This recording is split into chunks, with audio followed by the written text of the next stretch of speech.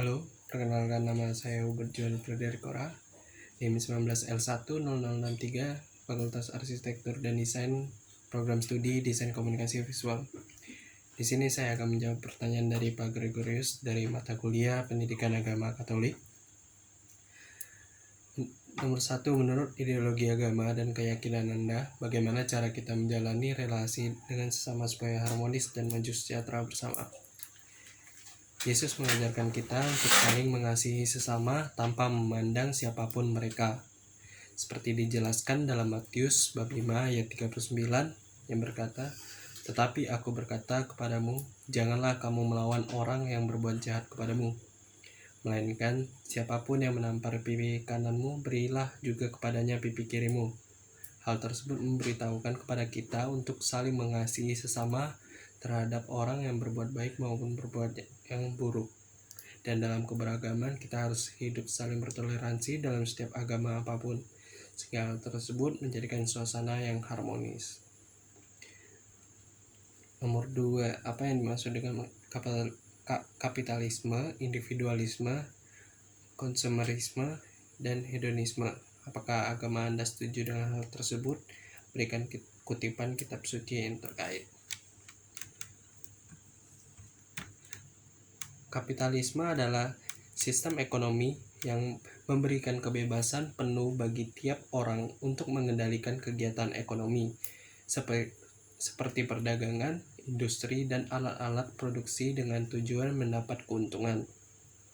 Individualisme, paham yang menganggap manusia secara pribadi perlu diperhatikan.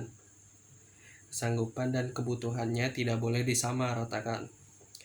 Paham yang menghendaki kebebasan berbuat dan menganut suatu kepercayaan bagi setiap orang. Paham yang mementingkan hak perseorangan di samping kepentingan masyarakat atau negara. Paham yang menganggap diri sendiri atau kepribadian lebih penting daripada orang lain.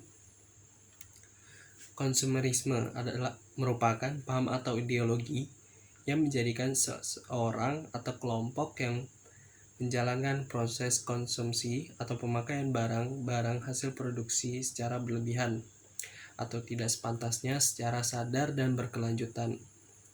Hal tersebut menjadikan manusia menjadi pecandu dari suatu produk, sehingga ketergantungan tersebut tidak dapat atau susah untuk dihilangkan.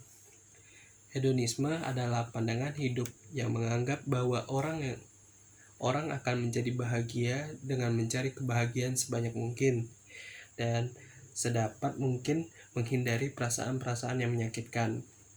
Hedonisme merupakan ajaran atau pandangan bahwa kesenangan atau kenikmatan merupakan tujuan hidup dan tindakan manusia.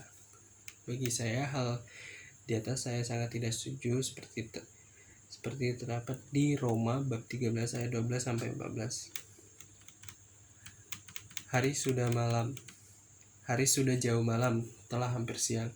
Sebab itu marilah kita menanggalkan perbuatan-perbuatan kegelapan dan mengenakan perlengkapan senjata terang. Marilah kita hidup dengan sopan seperti pada siang hari. Jangan dalam pesta pora dan kemabukan. Jangan dalam percabulan dan hawa nafsu. Jangan dalam perselisihan dan iri hati.